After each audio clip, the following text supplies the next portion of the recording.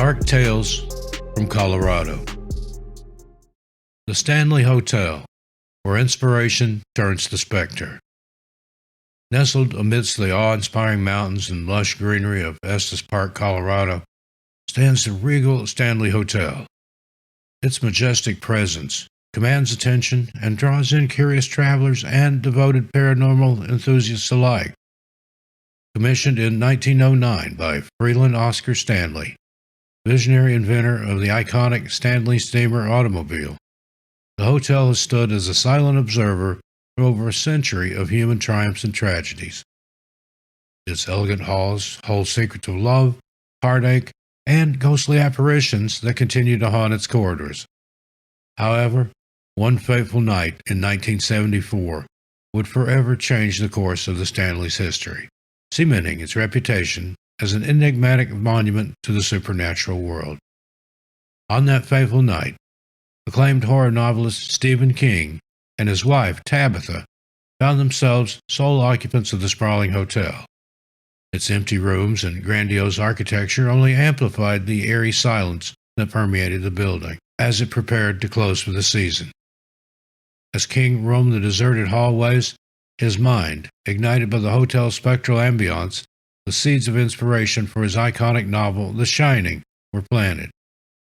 The Stanley Hotel, with its maze-like passageways, echoing ballrooms, and unsettling isolation, became the infamous Overlook Hotel, a character in its own right, its malevolent presence mirroring the gradual descent into madness of its caretaker. The cold air hung heavy with a sense of foreboding, and even the walls seemed to whisper secrets that sent shivers down one's spine. It was as if the very essence of evil resided in those walls, waiting to consume anyone who dared to enter. As King soaked in the Stanley's rich atmosphere and storied history, he couldn't help but feel a sense of eerie inspiration. The hotel's paranormal reputation had existed long before The Shining made it famous. In fact, guests and staff have been reporting unexplained occurrences for decades, from disembodied voices and ghostly apparitions to flickering lights and objects mysteriously moving on their own. According to local legend, the fourth floor is the most haunted area of the hotel, where the laughter of playful children can be heard and mischievous pranks are often pulled. And then there's room 217, the exact room that King and his wife stayed in during their visit. It is said that a former housekeeper, Mrs. Wilson, still haunts the space, dutifully tying up after unsuspecting guests as she did in life.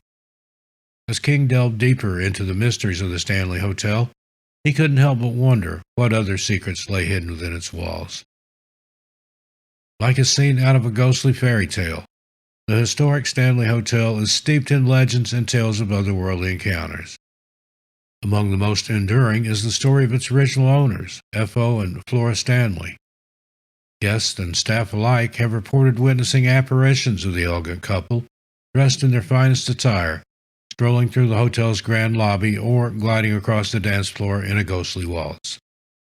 The ethereal figure of Flora, renowned for her musical talents in life, is said to still haunt the halls as she plays haunting melodies on the hotel's piano, her phantom notes lingering long after midnight has passed. Step through the imposing doors of the Stanley Hotel, and you'll find yourself in a world of haunting legends and chilling tales. This grand hotel, with its elegant architecture and ornate furnishings, holds a dark and eerie history that continues to intrigue skeptics and believers alike. From ghost tours to paranormal investigations, there are endless opportunities to uncover the secrets that lie within its walls. And, for those brave enough, they may come face to face with one of the hotel's infamous ghosts, their spectral presence felt in every creaking floorboard and flickering light. The echoes of their stories reverberate through the halls like an eternal reminder that some things never truly die, but instead linger on as shadows in a place frozen in time.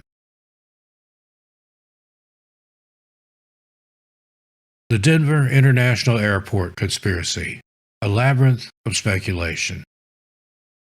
Denver International Airport, also known as DIA, a sprawling transportation hub on the outskirts of Denver, Colorado, is known for its striking architecture, its vast size, and its efficiency. Beneath the airport's modern facade lies a darker side, a realm of whispered rumors, cryptic symbols, and conspiracy theories that have captivated the imagination and fueled speculation about hidden agendas, secret societies, and a possible connection to the New World Order. The Denver International Airport conspiracy theories, a labyrinth of interconnected claims and interpretations, center around a belief that the airport is more than just a transportation hub. It is a symbolic representation of a hidden agenda, a secret base of operations for a powerful elite, or even a staging ground for a future apocalyptic event. These theories, often fueled by the airport's unusual artwork, its sprawling underground tunnels, and its seemingly excessive size and cost, have persisted for decades, attracting the attention of conspiracy theorists, researchers, and curious travelers alike. First, there's the cryptic artwork and ominous symbolism. One of the most frequently cited pieces of evidence for the DIA conspiracy is the airport's collection of murals, sculptures, and other artwork, which some interpret as containing hidden messages, occult symbolism, and even predictions of future events. In peace and harmony with nature, this mural, painted by Leo Tanguma, depicts a scene of global peace and harmony, but some interpret its imagery, including a soldier wearing a gas mask, a burning city, and a group of children huddled around a sword, as foreshadowing a future apocalyptic event or a planned genocide. The children of the world dream of peace. This mural, also painted by Leo Tanguma, depicts children from various cultures holding hands, but some interpret its imagery, including a child holding a Mayan tablet, a figure wearing a Masonic apron, and a group of animals seemingly fleeing a disaster, as evidence of a hidden agenda involving global domination and the suppression of indigenous cultures. Mustang, aka Blucifer. This 30-foot tall blue Mustang sculpture, created by Luis Jimenez, has become an iconic symbol of the airport, but its glowing eyes, its menacing stance, and the fact that Jimenez was killed by the sculpture during its construction have fueled speculation that it represents a demonic presence or a harbinger of misfortune. Then there's the vast underground tunnels and secret bunkers. Another aspect of the Denver International Airport conspiracy theories centers around the airport's extensive network of underground tunnels, which some believe to be far more extensive than necessary for the airport's operational needs. These tunnels, they claim, are evidence of a secret underground facility, a bunker for the elite in the event of a nuclear war, a pandemic, or some other catastrophic event. Excessive size and cost. The airport's vast size, its sprawling runways, and its seemingly excessive cost have also fueled speculation that it was designed for a purpose beyond mere transportation. Some believe that the airport's runways are laid out in the pattern that resembles a swastika, a symbol of Nazi Germany, while others claim that the airport's underground tunnels are connected to a secret network of underground bunkers and facilities that stretch across the United States. And then there's the New World Order connection. The Denver International Airport conspiracy theories often intertwine with broader conspiracy theories about the New World Order, a purported secret society of powerful individuals who are working to establish a global government and control the world's population. Some believe that the airport's artwork, its underground facilities, and its symbolic location at the heart of the United States are all evidence of its connection to this shadowy organization. Despite the persistence and popularity of the Denver International Airport conspiracy theories, many dismiss them as unfounded speculation, fueled by misinterpretations, confirmation bias, and a distrust of authority. Airport officials have repeatedly denied the existence of any secret facilities or hidden agendas, attributing the airport's unusual artwork to artistic expression and its extensive underground tunnels to the logistical needs of a modern airport. Whether the Denver International Airport is truly a hub of conspiracy, a symbolic representation of a hidden agenda, or simply a modern airport with some unusual artwork, its legend continues to captivate the imagination, its very existence a reminder of the enduring power of mystery and the human fascination with the unknown. The Phantom Cannibal. Alfred Packer's chilling legacy. The majestic grandeur of the Colorado Rockies encompasses a raw and rugged beauty, its towering peaks reaching toward the sky like jagged teeth. This vast expanse of untamed wilderness held a dark allure, concealing tales of both triumph and tragedy within its winding trails and deep valleys. And among the most haunting stories to emerge from the unforgiving backcountry is that of Alfred Packer, a lone prospector whose name became forever associated with cannibalism and the harrowing struggles of survival in the midst of danger and desperation. In the harsh winter of 1874, Packer and a group of 5 other men set out from Utah, their eyes gleaming with dreams of gold in the Colorado mountains. The journey was treacherous, each step a battle against nature's fury. The men huddled together for warmth as blizzards whipped around them, their supplies dwindling at an alarming rate. Hunger gnawed at their stomachs and fear lurked in every shadow, and still they pressed on through the unforgiving landscape. Days turned into weeks, and finally the San Juan Mountains rose up before them like a wall of jagged teeth. Their weary bodies begged for rest, but their determination to strike it rich drove them forward. Little did they know that their greatest challenge was yet to come. After weeks of traversing the unforgiving wilderness, Packer emerged alone, a living testament to his own survival.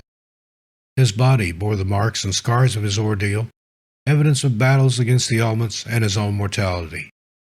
He spoke of the other men who had accompanied him on the journey, their rugged bodies giving in to exhaustion and nature's wrath. But as investigators probed deeper into Packer's story, inconsistencies began to surface. And when they stumbled upon the grisly remains of his fellow travelers, mutilated and scattered across the terrain, a much darker and more sinister tale emerged. The grisly scene was one of horror and despair, as the bodies of Packer's companions lay scattered around the campsite. The very ground was marked with evidence of a gruesome struggle for survival. Upon closer inspection, it became clear that the flesh had been stripped from their bones and their skulls were crushed, leaving only remnants of what used to be human beings. Packer, initially defending himself with claims of self-defense, eventually admitted to the unspeakable act of cannibalism, dispatching and consuming his own companions. Hunger and desperation had led him to unleash a primal instinct that most could never fathom. The scent of blood and death hung heavy in the air, a haunting reminder of the lengths one will go to in order to survive. Packer was put on trial and ultimately found guilty of the heinous crime of murder, sending shockwaves through the media. His name, once unknown, became synonymous with horror and terror. Dubbed the Colorado Cannibal for his gruesome actions and the Ghoul of the San Juans for his insatiable hunger, Packer became a haunting figure in the American West. This story serves as a cautionary tale, a reminder of the precarious balance between civilization and savagery that lurks just beneath the surface in all of us. Packer's tale is shrouded in a thick veil of uncertainty and doubt, his confession leaving more questions than answers. Some view him as a heartless murderer, preying on his fellow travelers for his own gain. Others argued that he resorted to cannibalism only as a final act of desperation, a haunting reminder of the atrocities that unfold when humanity is pushed to its limits. Regardless of the truth, Packer's story remains a chilling testament to the depths to which human nature can sink when faced with unfathomable circumstances. As the sun sets behind the towering peaks of the Colorado Rockies, the legacy of Alfred Packer looms over the landscape, a haunting presence that seems to linger in every shadow and whisper on every breeze. Even years after his death, his name is still uttered in hushed tones around campfires, a cautionary tale of greed and desperation. This story serves as a chilling reminder of the darkness that can take hold in the hearts of men when faced with the unforgiving realities of survival in the wild. The rugged terrain and harsh climate only adds to the eerie atmosphere, as if nature herself mourns for the victim of Packer's infamous cannibalism. Well, friends, there you have it. What do you think of these dark tales from the state of Colorado? I look forward to your comments, but please keep it friendly and respectful. Until we meet again, be good to yourselves and each other. Stay safe out there. I'll see you a little further on down the road. I'm Steve Stockton, and I'll talk to you next time. And please, tell your animals I said hi.